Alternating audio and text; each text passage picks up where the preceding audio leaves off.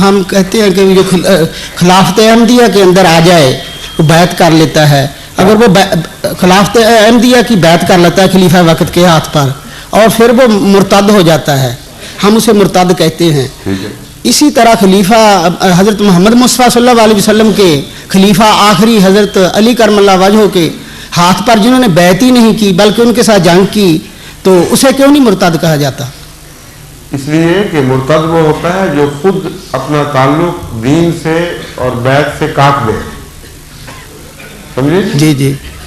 جہاں تک ان لوگوں کا تعلق ہے جو حضرت عثمان حضرت علی کے زمانے میں پیدا ہوئے, ان کی اگر آپ تاریخ پڑھیں تو الزام یک طرفہ نہیں ہے, بلکہ بعض الزام اس طرف پڑھتے ہیں بعض اس طرف پڑھتے ہیں. جی. دونوں طرف سے کچھ باتیں ہیں.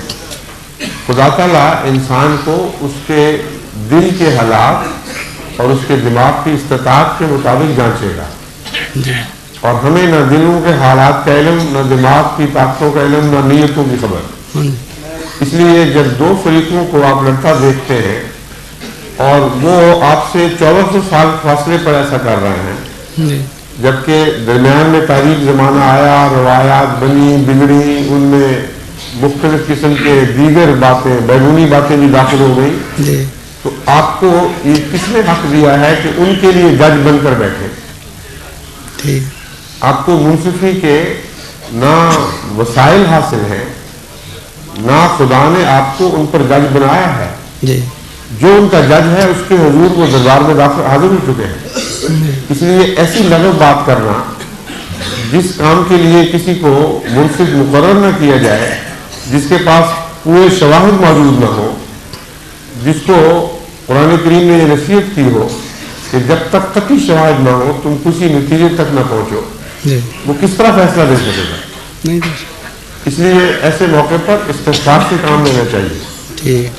قرآن کریم میں اللہ تعالیٰ فرماتا ہے کہ وہ لوگ جو ایمان لائے اور ایمان میں سبقت لے گئے, بعد میں آنے والے ان پر سلام بھیجتے ہیں اور یہ دعا کرتے ہیں ربنا لا تجعل فی قلوبنا غلا للذین آمنوا, اے ہمارے رب ان کے خلاف ہمارے دلوں میں بغض نہ پیدا کر دینا, کوئی کرینا آ گئے.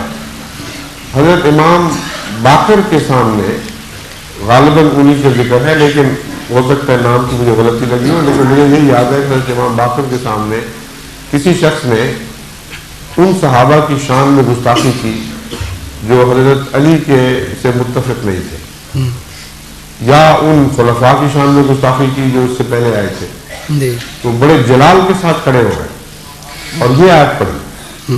تو نے کہا یہ آیت تمہارے خلاف گواہ کھڑی ہے. وہ لوگ جو ایمان میں سبقت لے گئے تھے ان کے لیے تمہیں یہی حکم ہے کہ یہ دعا کرو اے خدا ہمارے دل میں ان کے لیے غل اور کجی اور کینہ نہ پیدا ہونے دے. اور آپ یہاں بیٹھ کے اس کے بھی 1300 سال کے بعد یا اس سے زیادہ یہ سوال کرتے ہیں کہ ہم کس طرح ان کے فیصلے کریں. آپ کو فیصلے کی مقرر ہی نہیں کیا, آپ اجلس اختیار کریں, یہ موقف لیں کہ اللہ بہتر جانتا ہے. جہاں تک ہمارا تعلق ہے ہم سے پہلے وہ ایمان لائے, ایمان میں قربانیاں کی, اگر کسی نے غلطی کی تو اللہ تعالیٰ اس کو معاف فرمائے. اس سے زیادہ ہمیں کوئی فیصلہ دینے کا حق حاصل نہیں. ٹھیک ہے, جزاکم اللہ.